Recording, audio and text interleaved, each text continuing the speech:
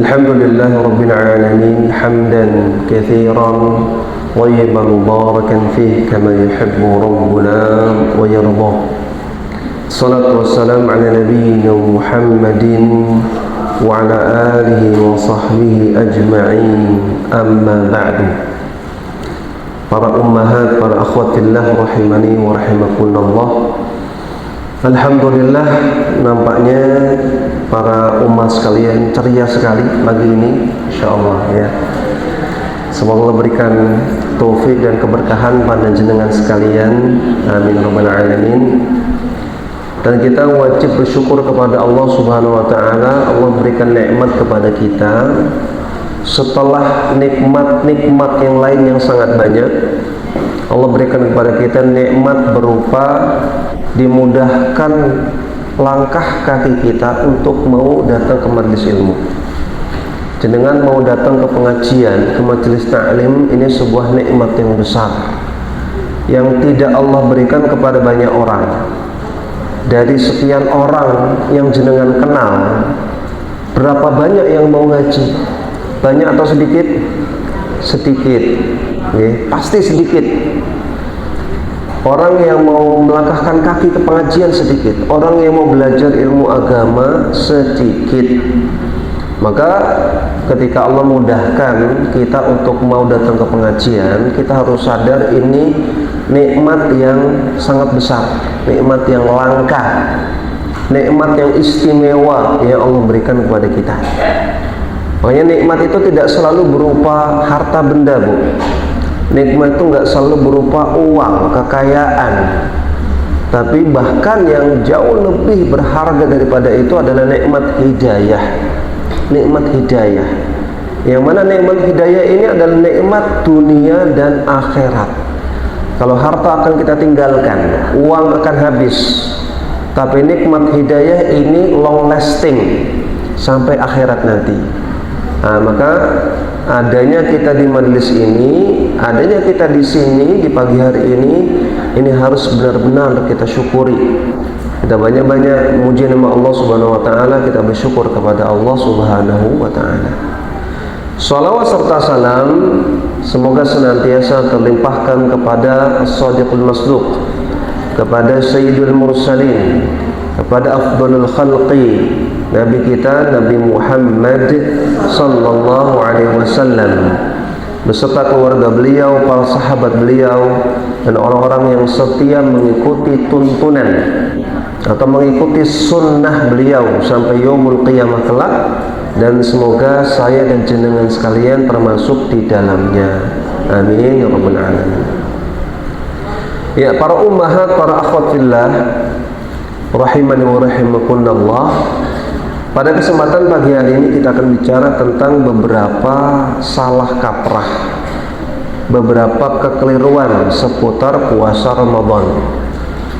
Kalau kita bahas tentang fikih puasa Ramadan, kayaknya akan panjang dan lebar, ya. Mungkin sampai sore nggak selesai gitu ya kalau kita bahas tentang fikih puasa Ramadan, karena panjang sekali. Dan saya yakin jenengan sudah sering mendapatkan materi tentang fikih puasa Ramadan. Nah, namun kita ingin melihat dari sisi lain. Ternyata masih ada beberapa kekeliruan, beberapa salah paham, salah kaprah yang ada di masyarakat kita, dan mungkin masih diyakini, masih dimiliki oleh jenengan sekalian beberapa kekeliruan ini. Nah, ini yang akan kita bahas. Nah, sebelum kita membahas tentang beberapa kekeliruan, beberapa salah kaprah seputar puasa Ramadan, kita ingin bahas dulu tentang urgensi membahas kekeliruan. Jadi tidak hanya kita membahas apa saja yang dianjurkan, apa saja yang wajib, yang baik, tapi kita juga harus membahas apa saja yang keliru, apa saja yang salah, maksiat itu apa saja. Ini penting. Ada seorang sahabat Nabi namanya Hudzaifah ibnul Yaman. Hudzaifah ibnul Yaman. Siapa Bu namanya? Hudzaifah ibnul Yaman radhiyallahu taala anhu. Beliau punya kebiasaan yang berbeda. Di mana ketika para sahabat yang lain itu seringnya bertanya, "Ya Rasulullah, amalan apa yang dianjurkan untuk kami? Amalan apa yang baik? Amalan apa yang membuat kami masuk surga?" dan seterusnya. Hudzaifah ibnul Yaman, beliau punya kebiasaan bertanya tentang hal-hal yang buruk. Beliau mengatakan, "Kana an-nasu yas'aluna Rasulullah sallallahu alaihi wasallam 'anil khairi." Orang-orang itu para sahabat yang lain biasanya bertanya kepada Rasulullah sallallahu alaihi wasallam tentang yang baik-baik. Wa kuntu as'aluhu 'anis syarri. Adapun aku, kata Hudzaifah ibnul Yaman, aku bertanya kepada Nabi tentang yang buruk-buruk. Kenapa? Kenapa demikian? Makhafata an yudrikani. Karena khawatir keburukan itu akan menimpa diriku. Ini riwayat yang sahih, disebutkan dalam Sahih Muslim. Nah, maka perbuatan Hudzaifah ini dipuji oleh Rasulullah SAW ketika beliau juga semangat bertanya tentang keburukan. Karena kita harus paham dua sisi, tentang yang baik-baik dan juga tentang yang buruk-buruk. Seorang penyair Arab mengatakan, "Araftu syarra la li syarri walakin li tawaqqihi." Aku belajar tentang keburukan bukan untuk melakukan keburukan, tapi untuk menjauhkan diri darinya.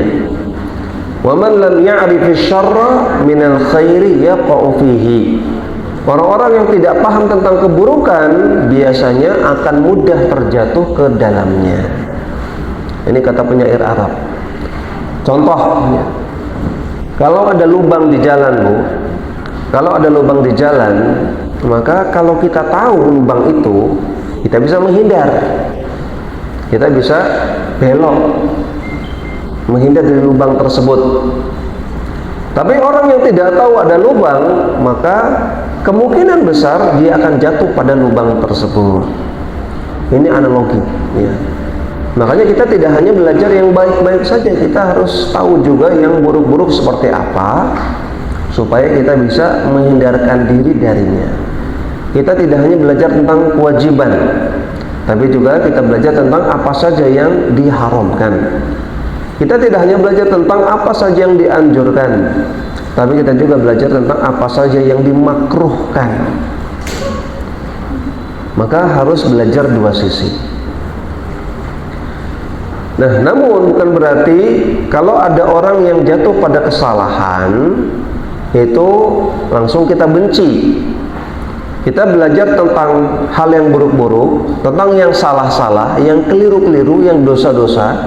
Tapi kalau kita ketemu orang yang melakukannya, bukan berarti malah kita benci, malah kita jauhi, atau kita caci maki, bukan demikian. Kita belajar tentang yang salah-salah bukan untuk itu, tapi minimal agar kita tidak jatuh kepada kesalahan tersebut, atau kita ingin mengedukasi orang agar orang juga tidak jatuh pada kesalahan tersebut. Kata Nabi SAW, la yu'minu ahadukum hatta yuhibba li akhihi ma yuhibbul nafsi.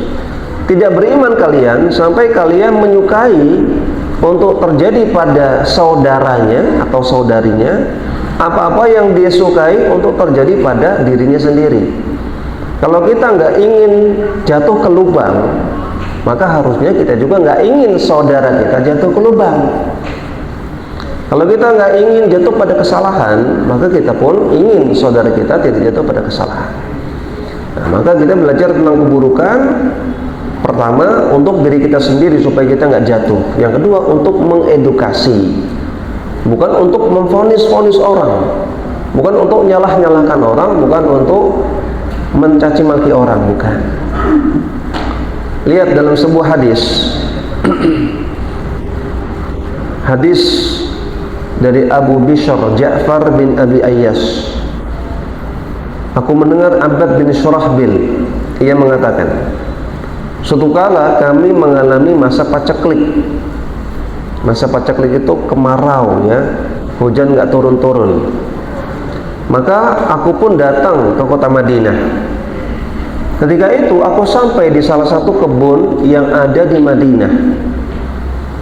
Maka kata Abbad bin Shurahbil ini, ketika aku sampai di kebun, aku pun langsung ambil buah kurma yang ada di sana, langsung ku makan. Padahal ini kebun milik orang lain. Jadi Abbad bin Shurahbil dia paceklik, kurang makanan gitu ya. Kemudian dia datang ke Madinah, ketemu kebun, langsung diambil kurmanya. Padahal ini milik orang lain. Kemudian kusimpan sebagian di saku bajuku. Bahasa kita apa? Nyuri. Lalu datanglah pemilik kebun. Lalu ia marah. Ia pun memukulku dan mengambil bajuku. Dilepas bajunya, dia telanjang. Maka aku pun datang kepada Nabi SAW. Aku ceritakan kejadian tersebut. Ya Rasulullah, saya ini kurang makan karena musim kemarau, paceklik, nggak punya makanan, saya miskin Rasulullah. Saya datang ke kota Madinah, saya ketemu kebun, kok ada kurma, saya ambil, saya makan karena kelaparan Rasulullah. Ternyata yang punya kebun datang, saya dimarahi, saya dipukul, baju saya diambil. Ini gimana Rasulullah? Maka Rasulullah SAW ternyata mendatangi pemilik kebun tersebut, dan Nabi mengatakan, ma'at'amtahu idza kana ja'ian aw saghiban wa la'allamtahu idza kana jahilan. Wahai pemilik kebun, kenapa kamu tidak kasih dia makan? Kalau memang dia itu kelaparan, kenapa nggak dikasih aja?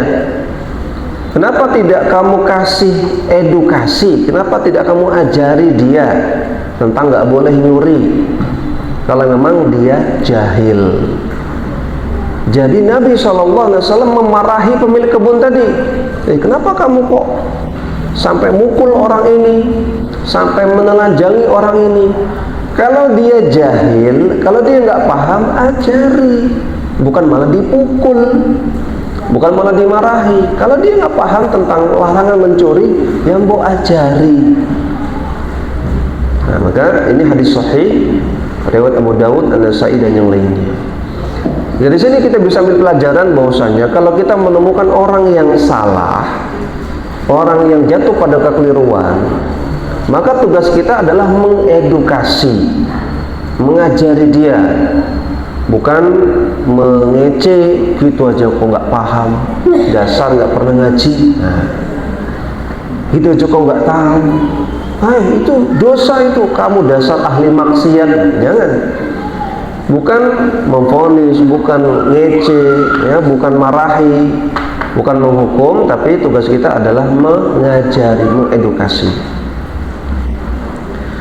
Bahkan Allah Subhanahu wa taala tidak pernah menghukum hambanya kecuali diturunkan hujjah dulu, diturunkan ilmu dulu, dikasih tahu dulu bahwasanya ini salah, ini nggak baik, ini nggak benar. Kalau kok hambanya masih ngeyel, sudah tahu kok masih ngeyel, masih melakukan kesalahan, baru Allah hukum. Dalam surat Al-Isra ayat ke-15, bisa dicatat Bu, surat Al-Isra ayat 15. Allah Subhanahu wa taala mengatakan, "Wa ma kunna mu'adzibina hatta nab'atsa rasula." Tidak pernah kami menghukum hamba-hamba kami, mengazab hamba-hamba kami, kecuali kami utus dulu seorang rasul pada mereka. Surat Al-Isra ayat 15. Kata Allah, kami nggak pernah menghukum hamba-hamba kami kecuali setelah kami utus dulu untuk ngasih tahu, ini loh yang wajib, ini loh yang haram. Kalau sudah dikasih tahu kok malah dilanggar, baru dihukum. Kalau dia melakukan kesalahan karena nggak tahu, maka tidak dihukum, namun diedukasi dulu. Dalam hadis yang sahih, Rasulullah SAW mengatakan, Inna Allah tajawaza li an ummati al-khata' wal nisyan wa mastukrihu alaih. Sesungguhnya Allah memaafkan hambaku yang melakukan kesalahan karena tidak tahu, atau karena lupa, atau karena dipaksa. Hadis Sahih Bukhari Muslim. Maka orang melakukan kesalahan karena nggak tahu, maka kita maafkan. Jangan dimarah-marahi, jangan dihukum, jangan dipukul, jangan dicaci maki. Namun kita edukasi. Ya, jadi sekali lagi penting untuk belajar yang salah-salah. Penting untuk belajar apa saja yang dosa, apa saja yang haram. Tapi setelah kita tahu dan kita melihat ada orang yang melakukan itu, tugas kita mengedukasi, bukan memvonis dia, bukan menyalahkan dia, bukan menghukum dia, bukan mencaci maki dia. Kemudian para ummahat, para akhwat fillah rahimani wa rahimakumullah, perlu diketahui bahwasanya yang namanya kesalahan itu bertingkat-tingkat. Kesalahan itu bertingkat-tingkat. Jadi kalau ada ustadz atau ada orang yang nasihati, Bu, ngapunten jenengan salah, Ibu dalam masalah ini salah, jangan langsung tersinggung. Wih, ustadz kok nyala-nyalahi saya, ustadz kok marah-marahi saya, kok bilang saya salah. Jangan langsung tersinggung. Kenapa? Karena kesalahan itu bertingkat-tingkat. Ada kesalahan kecil, ada kesalahan agak sedang, ada kesalahan sedang, ada yang agak besar, ada kesalahan besar. Maka ketika ada ustadz atau ada orang nasihati, ibu salah, bisa jadi maksudnya ini kesalahan ya salah tapi kecil. Jangan langsung tersinggung. Ya. Beda lagi kalau ada orang mengatakan, Bu, jenengan kafir. Nah, ini bahaya. Ya. Kalau sampai sudah mengkafirkan ini bahaya. Tapi kalau dikatakan, Bu, dalam hal ini jenengan salah, maka jangan langsung tersinggung. Lihat dulu di mana salahnya, apakah benar saya salah, introspeksi diri. Karena kesalahan itu bertingkat-tingkat. Di dalam Al-Quran, dalam surat An-Najm ayat 32, surat An-Najm ayat 32, Allah Subhanahu wa taala mengatakan, alladzina yajtanibuna kaba'iral itsmi wal fawahisha illa al-lamam. Orang beriman adalah orang-orang yang menjauhi dosa-dosa besar dan perbuatan yang keji, kecuali kesalahan-kesalahan yang lamam, yang kecil. Inna rabbaka wasi'ul maghfirah. Sesungguhnya Allah itu maha luas ampunannya. Surat An-Najm ayat 32. Kata Allah, orang beriman adalah orang-orang yang menjauhkan diri dari kabairal itsmi, dosa-dosa besar. Kalau ada dosa besar, berarti ada dosa kecil. Wal fawahish, dan ada perbuatan-perbuatan keji. Illal lamam, kecuali kesalahan-kesalahan yang kecil. Artinya kalau masih kesalahan yang dilakukan kecil-kecil, maka orang ini masih dikatakan beriman. Untuk dikatakan orang beriman tidak harus bebas dari kesalahan, nggak mungkin. Bebas dari kesalahan itu nggak mungkin, karena kita ini manusia. Manusia itu tempatnya salah dan lupa. Maka untuk menjadi orang yang beriman tidak harus pure tanpa kesalahan. Kalau kesalahannya kecil-kecil itu wajar. Illal lamam, kata Allah Subhanahu wa taala. Kalau masih lamam, maka ini masih orang beriman. Tapi kalau yang dilakukan itu kabairal itsmi wal fawahisha, dosa-dosa yang besar dan perbuatan-perbuatan yang keji, nah maka ini baru tidak layak dikatakan orang beriman. Nah, maka ayat ini menunjukkan bahwasanya kesalahan itu bertingkat-tingkat. Ada yang kabair, ada yang fawahish, ada yang lamam. Nah, sehingga kalau kita dikoreksi oleh orang lain, dan ini kita legowo, lapang dada. Karena bisa jadi maksudnya kita salah, iya, tapi kesalahan kita kecil. Ataupun kesalahan yang kita lakukan kesalahan besar. Berarti ini masalah serius. Berarti kita harus benar-benar memperbaiki diri, introspeksi, berubah. Jadi kesalahan bertingkat-tingkat. Dan ketika kita melihat orang lain melakukan kesalahan, kita juga harus sikapi dengan sikap yang proporsional. Kalau kesalahannya kecil, maka jangan sikapi dengan sikap yang besar. Ya, misalnya, mohon maaf, kalau anak jenengan itu misalnya melakukan adab yang kurang baik di majelis, sedang sowan bertamu ke rumah orang lain gitu ya. Kemudian belum dipersilahkan untuk makan, sudah ngambil kue misalnya. Ini adab yang kurang baik ya. Tapi ini kesalahan kecil dari seorang anak kecil, maka jangan sampai rumah langsung dibentak-bentak, dipukul, nggak boleh. Kesalahan kecil kita sikapi dengan sikap yang ringan juga ya. Kesalahan besar kita sikapi dengan lebih serius. Jangan kesalahan kecil disikapi dengan sikap yang besar. Dan nanti sebaliknya, kesalahannya kecil, kesalahan yang besar malah disikapi dengan ringan. Jadi setiap perkara kita sikapi dengan proporsional. Kata Nabi SAW, khairul umur awsatuha. Sebaik-baik perkara adalah yang proporsional, tidak kurang dan juga tidak berlebihan. Ya, maka kita belajar tentang kesalahan-kesalahan, tentang yang haram-haram, tentang yang buruk-buruk. Tapi kalau kita melihat orang yang melakukannya, kita harus sikapi dengan proporsional. Kita lihat kesalahan yang dilakukan kecil atau besar. Kalau kesalahannya kecil, ya kita sikapi dengan ringan. Ya, kita kasih tahu dengan lemah lembut. Ya, kita ajak ngomong berdua. Ya, kita gunakan bahasa-bahasa yang ramah dan seterusnya. Kalau yang dia lakukan itu kesalahan besar, baru kita sikapi dengan serius. Contoh ya, ini sedang marak lagi. Kita mohon kerjasama dari ibu-ibu sekalian dan semua majelis taklim untuk punya andil di sini.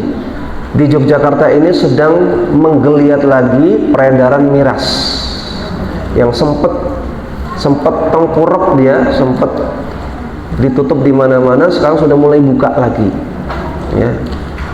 Padahal sudah mau menjelang Ramadan. Nah, ini kesalahan besar atau kecil? Besar. Maka harus kita sikapi dengan serius.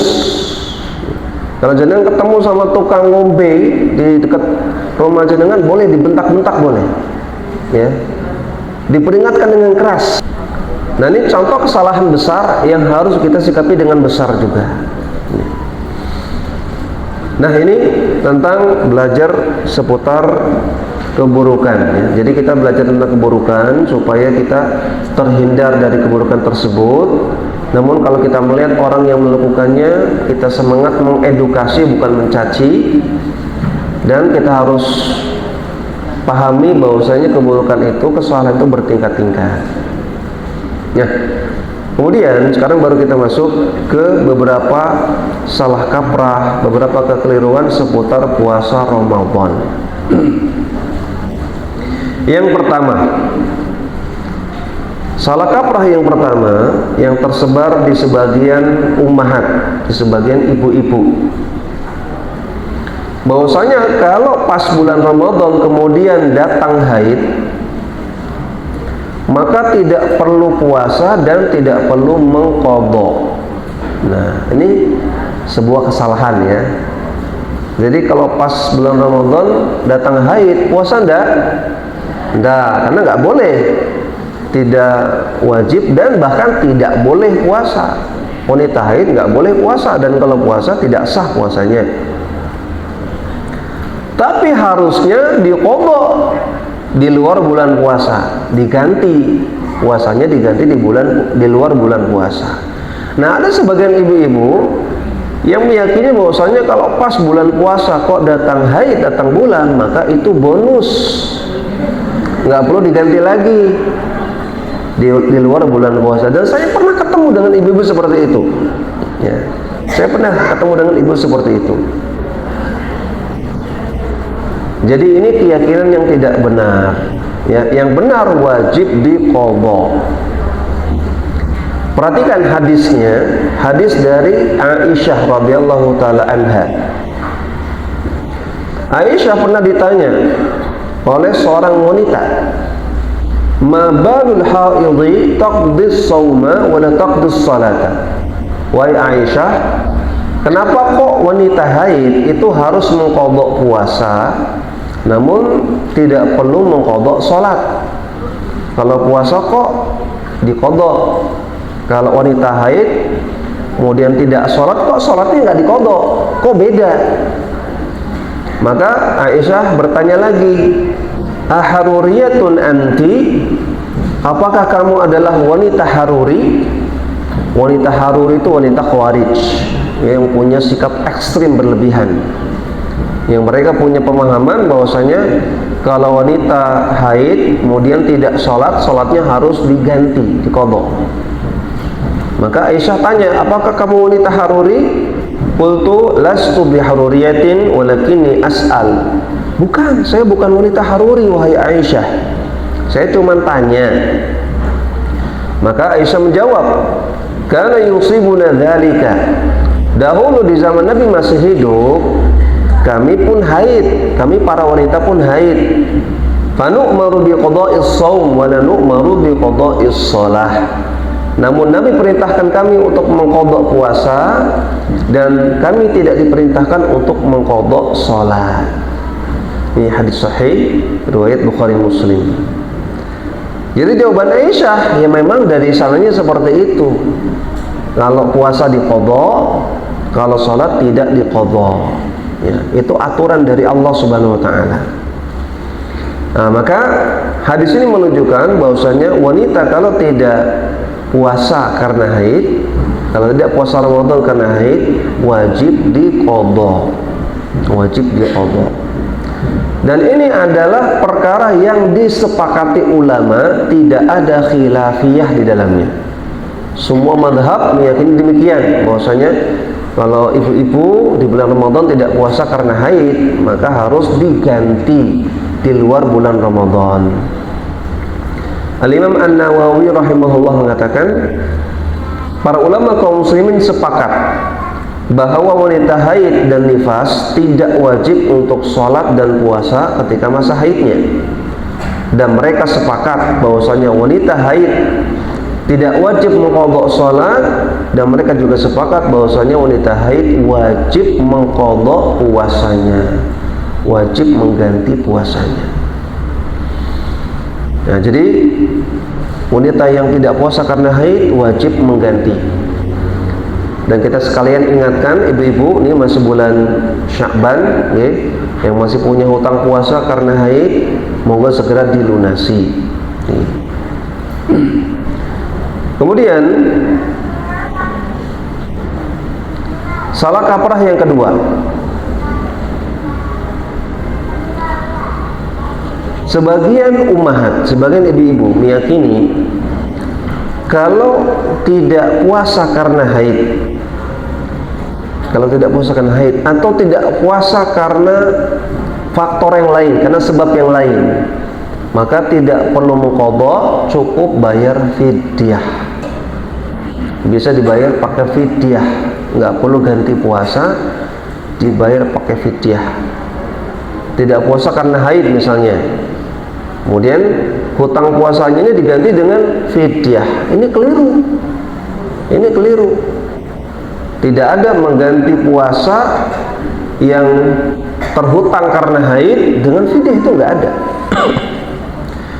Tidak semua hutang puasa bisa diganti dengan fidyah. Perhatikan ya. Hutang puasa yang bisa diganti dengan fidyah hanya 3 saja. Hanya 3 saja. Yang pertama, orang yang sudah tua renta, yang tidak mampu lagi puasa. Yang sudah tua renta, yang tidak mampu lagi puasa, sudah simbah-simbah gitu nggih. Enggak mampu lagi puasa artinya kalau dia puasa berbahaya.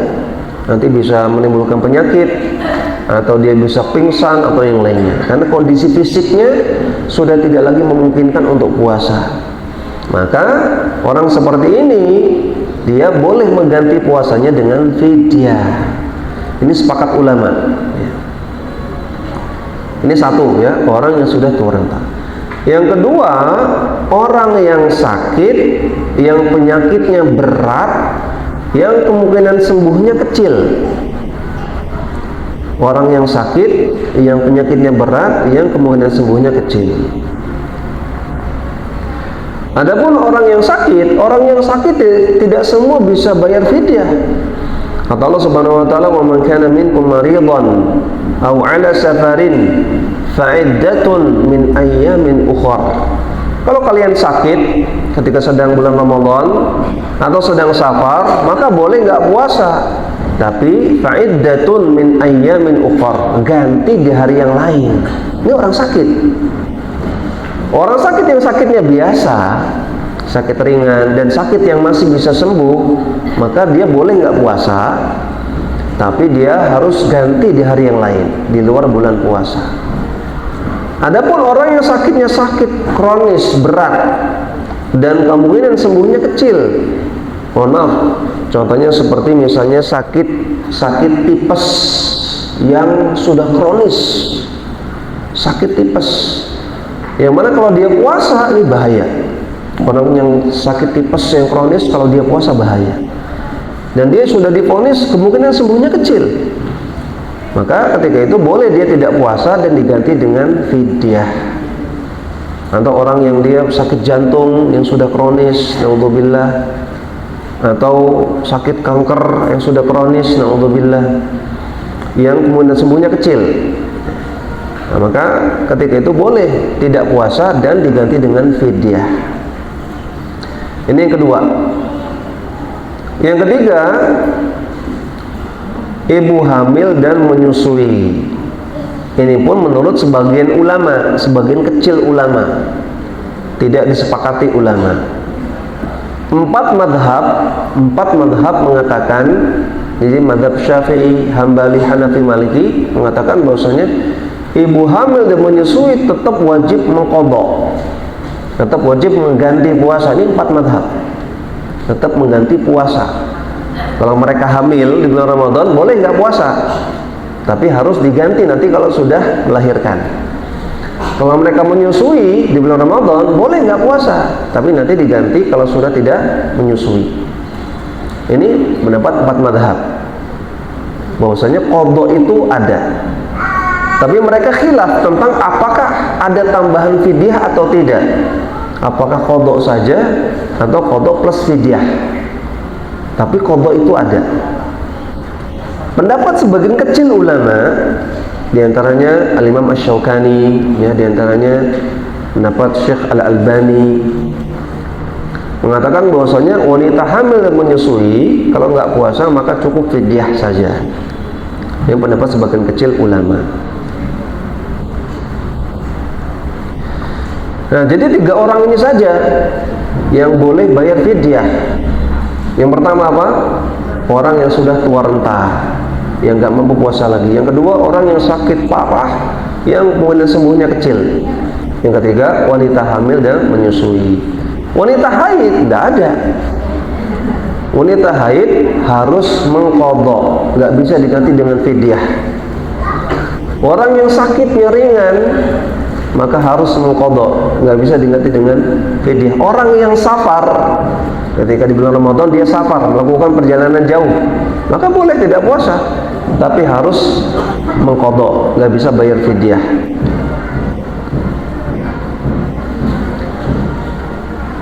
Dan bayar fidyah itu, para umat sekalian rahimani rahimakumullah, harus dengan makanan. Harus dengan makanan, tidak boleh dengan uang. Ini pendapat jumhur ulama, mayoritas ulama. Harus dengan makanan, nggak boleh dengan uang. Karena kata Nabi SAW, fidyah itu adalah tu'matan lil masakin, makanan untuk orang miskin. Dalam Al-Quran juga Allah Subhanahu Wa Taala mengatakan, wa 'alal ladzina yutiqunahu fidyatun ta'amu miskin. Orang-orang yang tidak mampu puasa lagi, orang sudah tua, maka wajib bayar fidyah. ta'amu miskin, yang merupakan makanan bagi orang miskin. Ini dalam surah Al-Baqarah 184. Bisa lihat ya, Al-Baqarah 184. Fidyah itu ta'amu miskin, makanan bagi orang miskin. Maka bayar fidyah itu harus makanan, beras kalau kita ya.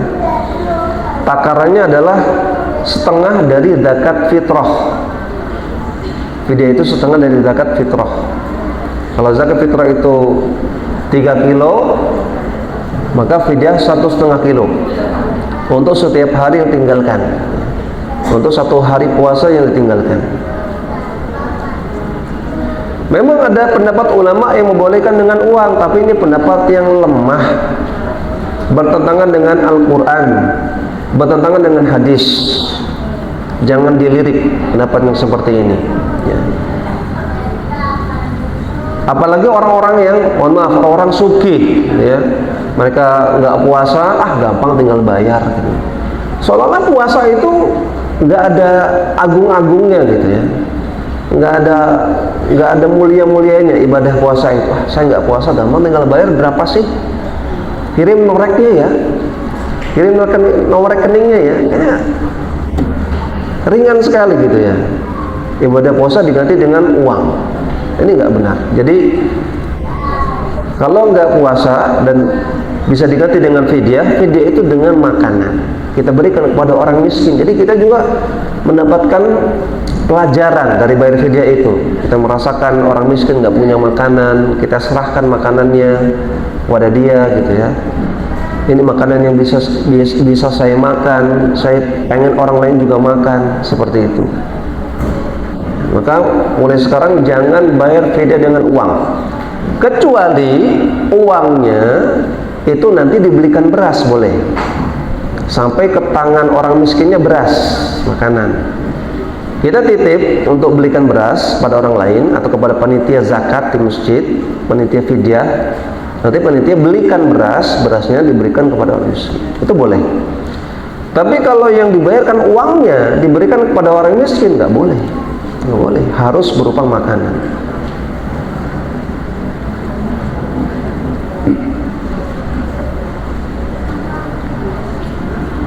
Ya, jadi ini salah kaprah yang kedua. Kemudian salah kaprah yang ketiga, ada anggapan bahwasanya berbohong itu membatalkan puasa.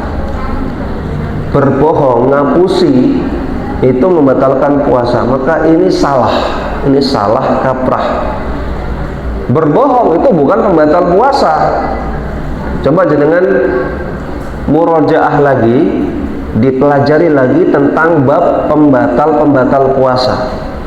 Pembatal puasa diantaranya makan, minum, kemudian berhubungan intim, ya, kemudian haid, nifas, diantaranya juga murtad, muntah dengan sengaja dan lain-lain. Nggak ada di situ berbohong. Berbohong bukan pembatal puasa. Namun berbohong itu bisa membatalkan pahala puasa. Bukan puasanya, tapi pahalanya.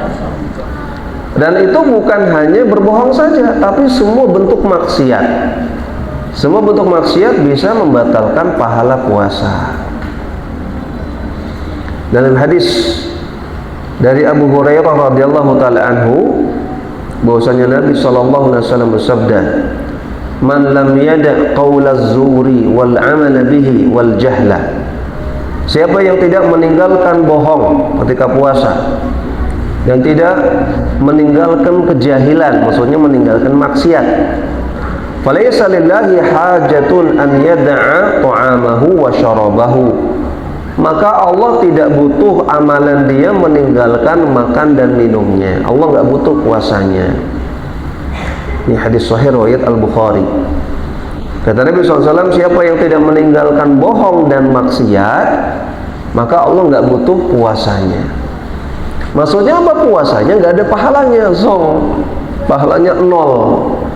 Tapi bukan hanya bohong, maksiat juga demikian. Andaikan bohong itu membatalkan puasa, maka semua bentuk maksiat juga membatalkan puasa. Misalnya jenengan mohon maaf ya, misalnya menginjak sandal orang lain gitu ya. Menginjak sandal orang sehingga sandal orang lain kotor, ini maksiat, nggak boleh. Menginjak sandal orang lain sampai dia kotor, ini zolim kepada orang lain. Kalau maksiat dan bohong bisa membatalkan puasa, maka perbuatan ini juga membatalkan puasa. Repot dong ya. Bapak-bapak melihat aurat wanita, melihat aurat wanita maksiat bukan? Maksiat ya. Paha itu aurat, rambut itu aurat. Maka bapak-bapak lihat berita aja, presenternya nggak pakai jilbab, kelihatan auratnya, langsung batal puasanya. Nggak kayak gitu konsepnya, Bu ya. Jadi maksiat dan juga bohong mengurangi pahala puasa, mengikis pahala puasa, bahkan bisa sampai nol, bisa sampai nggak ada pahalanya sama sekali. Tapi bukan membatalkan puasanya.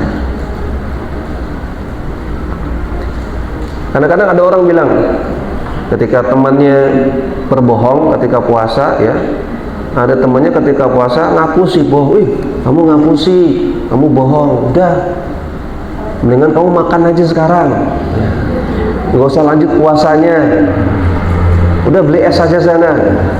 Ini temannya bohong malah disuruh beli es, disuruh makan, disuruh membatalkan puasanya. Kalau itu dilakukan, maka yang terjadi dua, dia dapat dosa bohong ya, yang kedua dia dapat dosa membatalkan puasa. Dua dosanya, nggak boleh ya. Jadi kalau ada orang bohong kok dia malah makan, karena merasa bohongnya ini membatalkan puasanya, dia malah makan, maka dapat dua dosa. Yang pertama dosa bohong dan dosa membatalkan puasa. Jadi bohong itu membatalkan pahala, bukan membatalkan puasa. Dan memang bohong ini harus dijauhi, harus dijauhi ketika puasa. Dan tidak hanya ketika puasa, ketika tidak sedang puasa pun nggak boleh bohong, Bu ya. Dalam hadis yang sahih Rasulullah SAW mengatakan, iyyakum wal kadhiba fa innal kadhiba yahdi ilal fujur wal fujur yahdi ilan nar. Tinggalkan bohong, karena bohong ini akan mengajak kepada kefajiran, dan kefajiran akan bawa kepada neraka. Maka bohong itu kapanpun nggak boleh, tapi ketika puasa lebih ditekankan lagi. Demikian juga maksiat, kapanpun nggak boleh. Di luar bulan puasa pun nggak boleh maksiat, tapi ketika bulan puasa lebih ditekankan lagi supaya puasanya tidak sia-sia, tidak hanya mendapatkan lapar dan haus semata. Kata Nabi SAW, rubba sha'imin hadduhu min siyamihi al-ju' wal atash. Banyak orang yang puasa, yang dia dapatkan dari puasanya hanya lapar dan haus, karena pahalanya nol. Nah, kalau orang terlanjur sudah bohong ketika puasa, atau sudah melakukan maksiat ketika puasa, maka apa yang harus dia lakukan? Apakah membatalkan puasanya? Tidak ya. Yang harus dia lakukan adalah bertaubat. Segera bertobat. Ketika dia bertobat, maka pahala puasanya sempurna lagi. Nah, ini istimewanya taubat. Dalam hadis riwayat Abu Dawud dan yang lainnya, Rasulullah SAW bersabda, "At-taibu minadz-dzambi kaman la dzamba lahu." Orang yang bertobat dari sebuah dosa sama dengan orang yang tidak berbuat dosa itu sama sekali. Orang yang sudah taubat dari berbuat dosa, dari sebuah dosa, maka dia dianggap sebagai orang yang tidak pernah melakukan dosa itu, sehingga pahalanya kembali. Orang yang dia puasa ya, pahalanya segini. Ketika dia berbohong, turun pahalanya. Berbohong lagi, turun lagi pahalanya. Maksiat, turun lagi pahalanya. Ketika dia bertobat, ya Allah, saya telah berbohong, saya bertobat kepadamu ya Allah. Ya Allah, saya telah berbuat maksiat, aku bertobat kepadamu ya Allah. Langsung pahalanya naik lagi, sempurna lagi. Maka bukan malah disuruh buka puasa, disuruh bertobat kepada Allah Subhanahu wa ta'ala.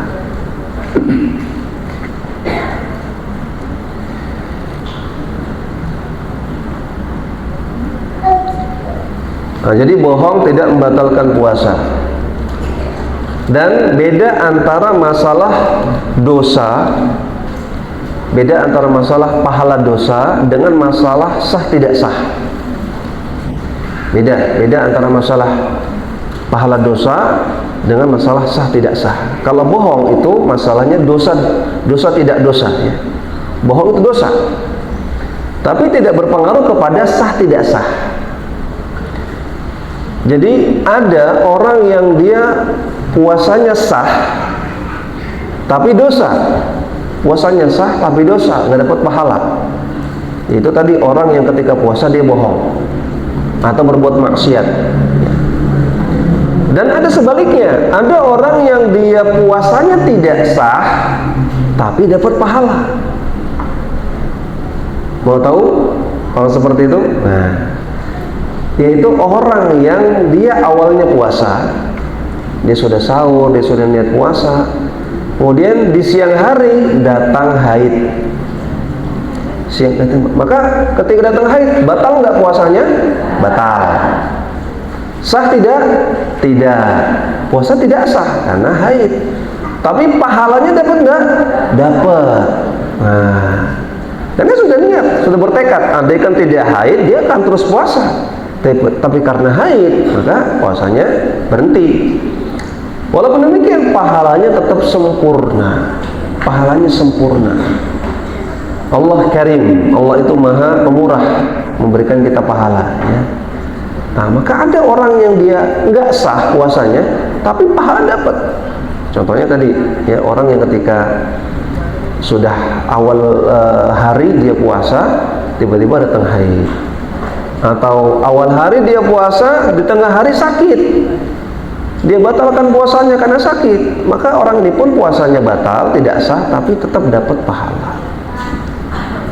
Nah, jadi bedakan antara pahala dosa, antara masalah pahala dosa dengan masalah sah tidak sah. Kemudian salah kaprah yang keempat,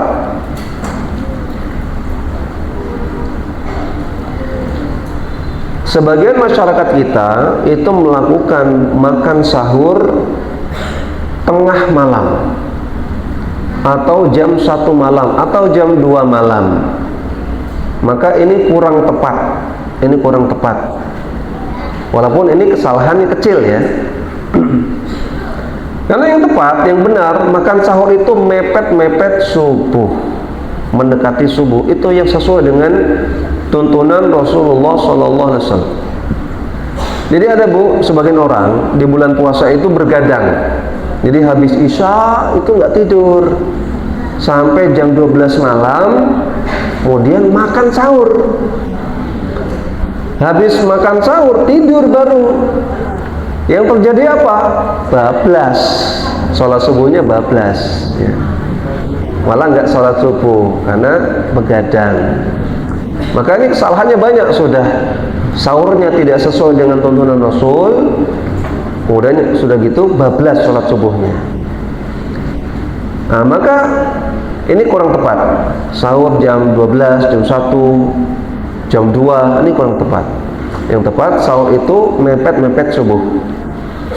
Dalam hadis dari Abdullah bin Abbas radhiyallahu ta'ala anhuma, Abdullah bin Abbas bertanya kepada Zaid bin Thabit. Zaid bin Thabit radhiyallahu ta'ala anhu, "Kam kana bainal adhani was sahuri?" Wahai Zaid bin Thabit, kamu kan pernah sahur bareng dengan Rasulullah. Sahurnya Rasulullah berapa lama antara adzan dengan sahur jaraknya? Qala qadru khamsina ayah. Kata Zaid bin Thabit, sahurnya Rasulullah itu sekitar 50 ayat antara adzan dan sahur. Antara 50 ayat antara adzan dan sahur. 50 ayat baca Quran. Itu sekitar 10 sampai 15 menit. 10 sampai 15 menit. Ini hadis Bukhari Muslim. Jadi kata Zaid bin Thabit, antara sahur dengan adzan subuh, antara sahurnya Nabi dengan adzan subuh itu sekitar 15 menit. Para ulama menafsirkan hadis ini ada dua tafsiran. Pertama, Nabi mulai sahur sampai adzan subuh 15 menit. Nah, jadi 15 menit sebelum adzan subuh Nabi baru mulai makan. Jadi kan mepet sekali. Ini tafsiran yang pertama. Tafsiran yang kedua, Nabi selesai sahur, ada jeda 15 menit baru azan subuh. Ya. Intinya, manapun tafsiran yang kita ambil, dua-dua tafsiran ini menunjukkan sahurnya Nabi itu mepet subuh. Katakanlah kita ambil tafsiran yang kedua, bahwasanya Nabi selesai makan 15 menit jeda baru azan subuh. Ini menunjukkan tetap dekat dengan subuh, tetap mepet subuh. Itu yang sesuai dengan sunnah Nabi, tuntunan Nabi SAW. Jadi bukan jam 2, bukan jam 1, bukan jam 12 ya. Dan juga kalau seseorang itu sahurnya mepet subuh, tentunya insya Allah dia akan lebih kuat puasanya, cadangan energinya lebih banyak ketika di siang hari, lebih tahan lama. Berbeda orang yang sahurnya jam 12 malam, nanti jam 12 siang sudah lemes ya, karena sudah habis energinya. Walaupun demikian, orang yang dia sahurnya jam 12 malam, jam 1 malam, jam 2 malam, maka masih tetap dikatakan sahur. Karena sahur itu batasannya adalah mulai tengah malam. Kata Imam An-Nawawi rahimahullah, beliau mengatakan, waktu sahuri baina nisfil laili wa tulu'il fajri. Waktu sahur adalah antara pertengahan malam sampai terbitnya fajar. Memang kalau masalah dapat istilah sahurnya, ya dapat keutamaan sahur, dapat. Orang yang dia sahur jam 12 malam, jam 1 malam, maka masih dikatakan sahur ya. Tapi mencontoh nabinya nggak dapat. Keberkahan mencontoh tuntunan Rasulullahnya tidak dapat. Ya, maka sahurnya yang paling tepat adalah mendekati subuh.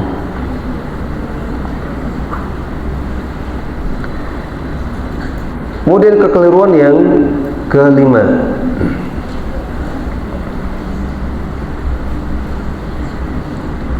adanya anggapan bahwasanya sudah tidak boleh makan kalau sudah waktu imsak. Jadi waktu imsak itu bukan waktu berhenti makan, bukan ya. Itu hanya untuk peringatan saja, jaga-jaga ya. Adapun waktu berhenti makan ketika sahur itu sudah Allah tentukan di dalam Al-Qur'an. Dalam surat Al-Baqarah 187. Allah Subhanahu wa taala mengatakan, wa kulu washrabu, silakan kalian makan dan minum, hatta yatabayyana lakum al-khaytul abyadu minal khaytil aswadi minal fajri, sampai jelas bagi kalian benang putih dan benang hitam, yaitu terbitnya fajar. Jadi batasan puasa itu startnya mulainya dari terbitnya fajar atau waktu subuh. Itu startnya puasa, bukan imsak. Jadi ketika waktu imsak masih boleh makan, cuma memang itu untuk jaga-jaga ya, untuk mengingatkan, siapa tahu lupa gitu ya. Namun mulai yang nggak boleh makan adalah ketika azan subuh.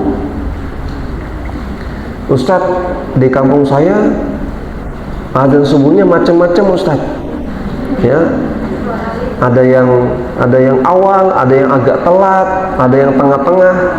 Mana yang saya ikuti?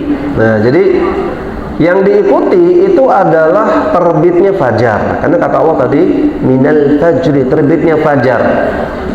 Yang menjadi patokan itu terbitnya fajar. Fajar itu matahari ya, terbitnya matahari. Adapun muadzin bukan patokan. Muadzin itu kan orang ya, muadzin itu orangnya adzan. Orangnya adzan bisa salah. Bisa kebablasan, bisa ketiduran gitu ya, baru bangun ternyata sudah bablas.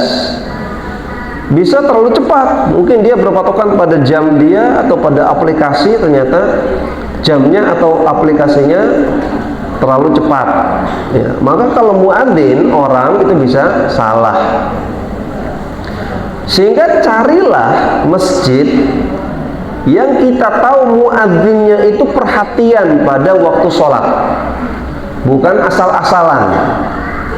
Carilah masjid yang dia perhatian pada ketepatan akurasi waktu sholat, bukan muadzin asal-asalan. Karena zaman dahulu Bu, di zaman para ulama salaf zaman dahulu, muadzin itu digaji sama pemerintah. Muadzin masjid itu, muadzin imam itu digaji sama pemerintah. Ustadz yang ngajar di masjid digaji sama pemerintah, diseleksi, dikasih fasilitas. Jadi nggak ada ceritanya misalnya mereka itu sambil jualan apa, sambil bisnis, enggak, karena mereka sudah dipenuhi, sudah dicukupi oleh pemerintah, bahkan gajinya besar, ngalah-ngalahi pegawai Pertamina sekarang pokoknya. Insya Allah gede gaji muadzin zaman dahulu, karena pemerintah zaman dahulu sangat perhatian pada agama, sehingga diseleksi ketat. Orang jadi muadzin dia harus tahu tanda-tanda waktu sholat. Artinya dia harus bisa melihat fajar terbit, oh ini waktu subuh, matahari, oh ini waktu zuhur. Jadi dia punya ilmu ya. Maka carilah masjid yang muazzinnya perhatian pada akurasi waktu sholat. Nah, berpeganglah pada masjid itu ya.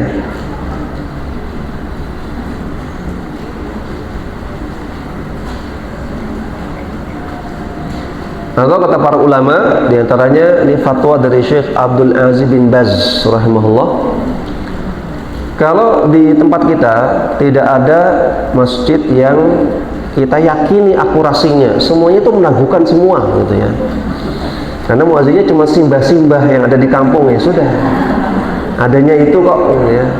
Nggak ngerti dia waktu sholat gini gimana, nggak fajar ya nggak paham. Maka azannya semuanya meragukan, azannya semua meragukan. Maka masih boleh makan minum sampai azan yang terakhir, sampai azan yang terakhir ada. Ini kalau soal bolehnya ya. Tapi tentunya yang lebih hati-hati, yang lebih baik adalah kita berusaha untuk menyelesaikan ya sebelum itu ya. Sudah selesai sahur, sudah selesai makan minum sebelum azan, itu lebih bagus, lebih hati-hati ya. Tapi kalau memang azannya nggak ada yang akurat, kita nggak ada yang yakin, maka fatwa para ulama boleh makan minum sampai azan terakhir.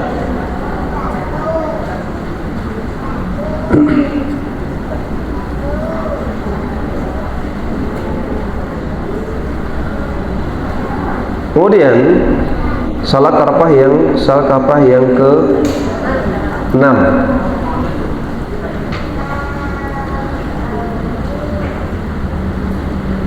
berbuka puasa itu bukan dengan yang manis. Ini salah kaprah.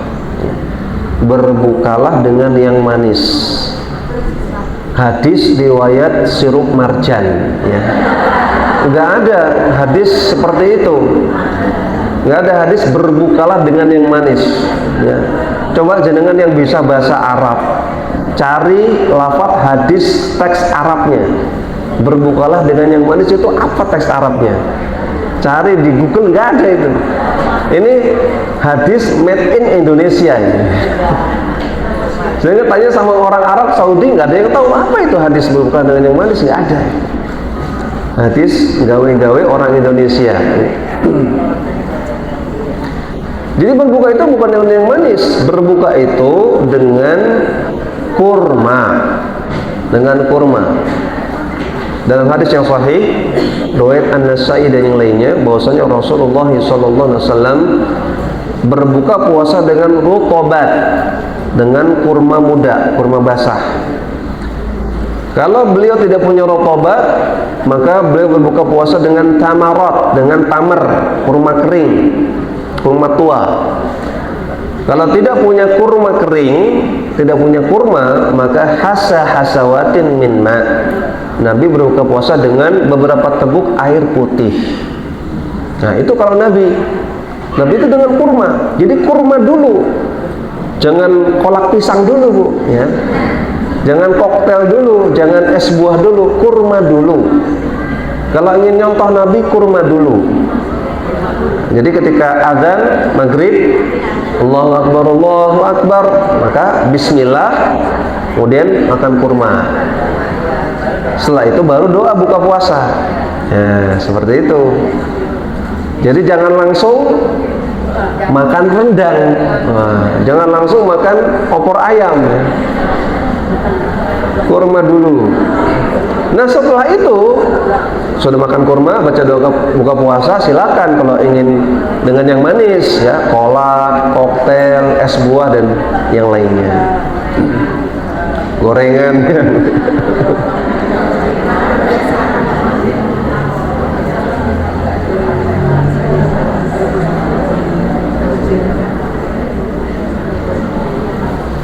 Ya, kemudian salah kaprah yang ke-7. Ya, sekarang yang ke-7, ya. Bahwasanya orang-orang yang pekerjaannya berat boleh tidak puasa. Ini salah kaprah, ini nggak benar, ya. Orang-orang yang pekerjaannya berat boleh tidak puasa, ini nggak benar.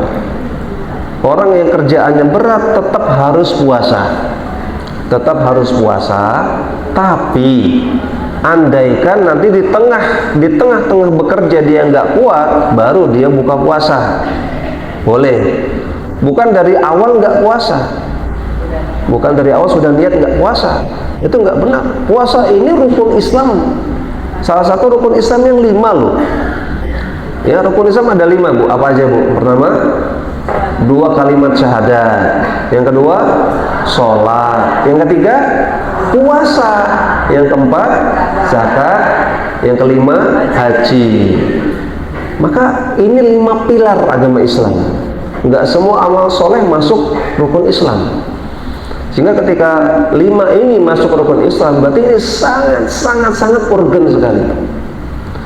Maka orang meninggalkan puasa itu berbeda dengan orang berbohong. Ya, orang meninggalkan puasa dosa, orang bohong dosa. Tapi meninggalkan puasa lebih besar dosanya, karena ini pilar Islam. Maka orang nggak boleh dengan entengnya dia meninggalkan puasa dengan alasan, oh saya kan kuli bangunan Ustaz, saya kan pekerja tambang, saya kan tukang batu, dan tetap harus puasa, tetap harus puasa. Nah, maka orang yang pekerjaannya berat seperti tukang bangunan, kerja tambang, pekerja pengeboran minyak, pekerja galian dan lain-lain, ini harus tetap puasa. Namun andaikan di tengah-tengah pekerjaan dia kok nggak kuat, mau pingsan, baru boleh batalkan, tidak dosa. Namun harus diqodok di hari yang lain, harus diqodok. Seorang ulama namanya Al-Allamah Nizamuddin, ini seorang ulama Hanafiyah. Beliau mengatakan, al-muhtariful muhtaju ila nafaqatihi alima annahu law ishtaghala bihirfatihi yalhaquhu dararun mubihun lil fitri yahrumu alaihi al-fitru qabla an yamrada. Orang yang sangat butuh pada penghasilan dan dia tahu bahwasanya pekerjaan dia kalau dia puasa akan memberikan bahaya untuk dia, maka diharamkan bagi dia untuk meninggalkan puasa kecuali kalau dia sudah merasakan sakit.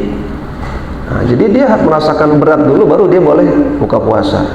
Jadi di awal sahur dulu, niat puasa dulu, di tengah-tengah nanti kalau sudah merasa nggak kuat, mau pingsan, baru dia batalkan. Tapi insya Allah ya, kalau kita lihat tukang-tukang bangunan kita itu kuat-kuat, ya. Jadi bisa tidak meninggalkan puasa tuh bisa, tetap puasa bisa sambil kerja sampai sore bisa. Orang-orang yang kerja di site, yang kerja di pengeboran minyak bisa tetap puasa sampai sore bisa. Alhamdulillah. Nah ini pun, ini kata para ulama, ini kalau memang dia sangat butuh kepada penghasilan di bulan Ramadan. Jadi andaikan ada tukang bangunan yang dia tabungannya 100 juta gitu ya. Ada nggak tukang bangunan tabungannya 100 juta? Ada, insya Allah lah ya. Untuk bulan Ramadan, kalau dia nggak kerja sama sekali, ada tabungan. Kalau dia kerjanya berat, itu beresiko membatalkan puasa dia. Maka kata para ulama, nggak boleh kerja. Sudah, dia fokus puasa saja, gunakan uang tabungan dia. Tapi kalau orang yang memang mepet, ya nafkahnya cuman adanya itu, ya ngepas kerja, terus dikeluarkan habis, kerja dikeluarkan habis, dia harus kerja. Maka boleh dia kerja, tapi tetap harus puasa. Ya, kerja berat tadi, tapi tetap harus puasa. Nanti di tengah-tengah pekerjaan dia, kalau dia merasa berat, baru dia batalkan puasanya. Nggak boleh bermudah-mudahan meninggalkan puasa. Nah ini orang yang kerjanya berat. Orang yang kerjanya tidak berat, nah lebih nggak boleh lagi meninggalkan puasa, ya. Nggak boleh meninggalkan puasa karena alasan lagi nggak mood. Nah, ini hati-hati Bu. Anak-anak kita Gen Z ini sekarang sudah mulai seperti ini. Ibu-ibu harus aware sama anak-anaknya ya. Anak-anak kita sudah mulai apa-apa semua dikaitkan dengan mental health, ya, dikaitkan dengan mood, dengan perasaan. Ada anggapan bahwasanya tidurnya orang yang puasa itu ibadah. Nah ini nggak benar. Kalau tidurnya orang yang puasa itu ibadahnya, sudah kita tidur terus bulan puasa, ya nggak usah ngaji, nggak usah kemana-mana, tidur terus. Ini anggapan ini bikin orang malas di bulan puasa. Padahal bulan puasa itu harusnya bulan sibuk. Kalau ada orang tidak sibuk di bulan puasa, pasti ada yang salah dengan dia. Ya. Bulan puasa tidak membuat kita jadi kontraproduktif. Jangan sampai buat kita tidak produktif. Tetap harus produktif di bulan Ramadan. Tetap kerja, tetap berkarya, ya, tetap beraktivitas. Ya, jangan tertipu oleh anggapan ini bahwasanya tidurnya orang puasa itu ibadah. Memang ada hadisnya, naumus shaimi ibadatun. Puasanya orang yang puasa, tidurnya orang yang puasa adalah ibadah. Wa sumtuhu tasbihun, diamnya adalah tasbih. Wa du'auhu mustajabun, doanya mustajab. Wa amaluhu mudha'afun, dan amalannya dilipat gandakan. Hadis ini diriwayatkan oleh Al-Baihaqi dalam Syu'abul Iman. Namun hadis ini hadis yang dhaif, hadis yang lemah, hadis yang tidak bisa menjadi dalil. Dijelaskan kelemahannya oleh Al-Imam Al-Iraqi dalam kitab Takhrijul Ikhya. Kata Al-Imam Al-Iraqi, hadis ini lemah. Ada juga hadis yang lain, as-shaimu fi ibadatin wa in kana raqidan ala firashihi. Orang yang puasa itu sedang ibadah walaupun dia sedang tidur di atas kasurnya. Ini hadis riwayat Tammam. Ini juga hadis yang lemah, hadis yang dhaif. Jadi hadis-hadis yang mengatakan tidurnya orang puasa itu ibadah, semuanya hadis dhaif, semuanya hadis lemah. Maka nggak bisa dibenarkan, kan hadisnya lemah. Berarti bukan perkataan Rasulullah SAW, bukan. Ya. Nah, maka jangan banyak tidur di bulan Ramadan, jangan. Tapi harus tetap produktif, berkarya. Kata Nabi SAW, ihris ala ma yanfa'uka wasta'in billahi wa la ta'jas.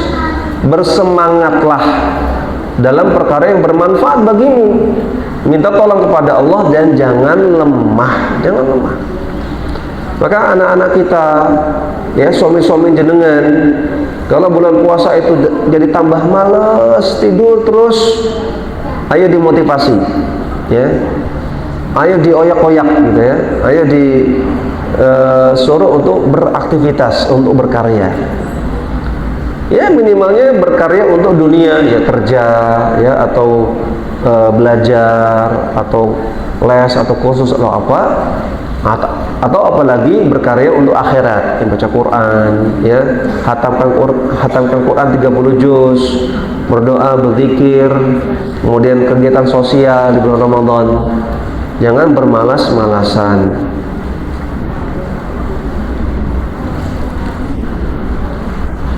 Yang terakhir pada kesempatan kali ini, ada anggapan bahwasanya ketika siang hari di bulan puasa tidak boleh mandi atau tidak boleh keramas. Kalau bulan puasa nggak boleh mandi, nanti bau badan semua bulan puasa, ya. Ini anggapan yang sangat-sangat tidak berdasar dan tidak benar, ya. Katanya kalau nanti mandi atau keramas, nanti airnya masuk ke pori-pori kulit. Nah, nanti sama kayak minum gitu, ya. Makanya nggak sama, ya, nggak sama antara air masuk ke pori-pori kulit dengan minum. Itu tidak sama sekali, ya. Berarti nanti kita nggak boleh cuci tangan, ya, karena pori-pori kulit kan tidak hanya di atas kepala, di semua kulit ada pori-porinya. Kalau kita cuci tangan nanti airnya masuk pori-pori kulit, repot nanti. Dan Nabi SAW juga pernah keramas dan mandi di siang hari bulan Ramadan. Dalam hadis yang sahih, laqad ra'aitu Rasulullah sallallahu alaihi wasallam bil urji yasubbu ala ra'sihi al-ma'. Aku pernah melihat Rasulullah sallallahu alaihi wasallam di daerah An-Urj, beliau menyiram kepalanya dengan air. Wa huwa sha'imun min al-'atashi aw min al-harri. Dalam keadaan beliau sedang berpuasa. Beliau lakukan demikian karena saking hausnya atau saking panasnya. Hadis sahih riwayat Abu Daud. Ya, Nabi juga pernah keramas, menyiramkan air ke kepala, mandi di siang hari bulan Ramadan, ya. Boleh, Nabi saja lakukan. Namun tentunya jangan mengambil kesempatan, ya. Nanti kuyur air, jur, nanti airnya, ya, dimasukin ke mulut, ya, airnya lidahnya keluar, dimasukin ke mulut. Allah Maha melihat, ya. Allah Maha tahu. Makanya puasa itu Bapak Ibu, para ummahat, kata Allah Subhanahu wa taala dalam hadis qudsi bahwasanya as-shaumu li wa ana ajzi bihi. Puasa itu untukku, untuk Allah, kata Allah, dan akulah yang akan mengganjar pahalanya. Kenapa kata Allah puasa itu untukku, untuk Allah? Karena hanya kita dan Allah yang tahu. Sejatinya kita puasa apa enggak hanya kita dan Allah yang tahu. Orang lain nggak ada yang tahu, ya. Bisa jadi orang lain tahunya dengan puasa, ya. Tapi padahal aslinya mandi, guyur kepala, tapi sedikit demi sedikit diisep airnya, ya. Allah Maha tahu, ya. Nah, jadi mandi, keramas di siang hari bulan puasa boleh, hukumnya boleh, tapi tentunya jangan sampai airnya masuk ke mulut, ya.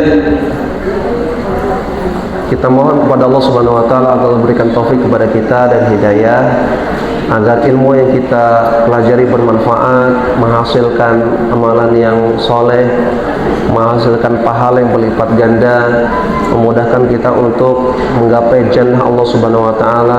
Allah berikan taufik dan hidayah kepada keluarga kita untuk istiqomah di atas sunnah Nabi, untuk istiqomah menjalankan ibadah kepada Allah Subhanahu wa taala, untuk menjadi hamba-hamba Allah yang bertakwa kepada Allah, agar Allah berikan kita dan keluarga kita rezeki berupa husnul khatimah, kita menjadi orang-orang yang bersaudara di atas Islam, dan juga kita bersaudara menjadi penghuni jannah Allah Subhanahu wa taala, dipertemukan kembali di jannahnya Allah Subhanahu wa taala. Amin ya rabbal alamin. A'udzu billahi minasyaitonir rajim. Bismillahirrahmanirrahim. Allahumma shalli ala Muhammad wa ala ali Muhammad kama shallaita ala ali Ibrahim innaka Hamidum Majid. Allahumma ighfir lil muslimina wal muslimat wal mu'minina wal mu'minat al ahya'i minhum wal amwat innaka sami'un qaribun mujibud da'awat ya qadiyal hajat. Allahumma ighfir lana wa liwalidayna warhamhuma kama rabbayana shighara. Allahumma inna nas'aluka al-jannah wa na'udzu bika minan nar. Allahumma inna nas'aluka 'ilman nafi'a wa rizqan thayyiban wa 'amalan mutaqabbala. Allahumma inna nas'aluka al-huda wat-tuqa wal 'afafa wal ghina. Allahumma aslih azwajana.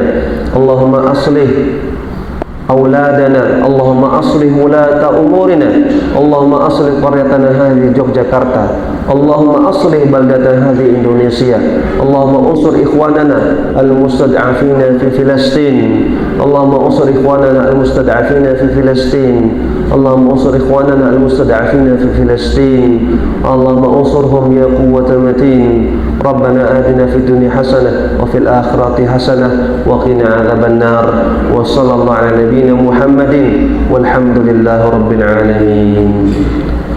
Demikian yang bisa saya sampaikan, mudah-mudahan bermanfaat. Kurang lebihnya mohon maaf. Saya akhiri. Assalamualaikum warahmatullahi wabarakatuh.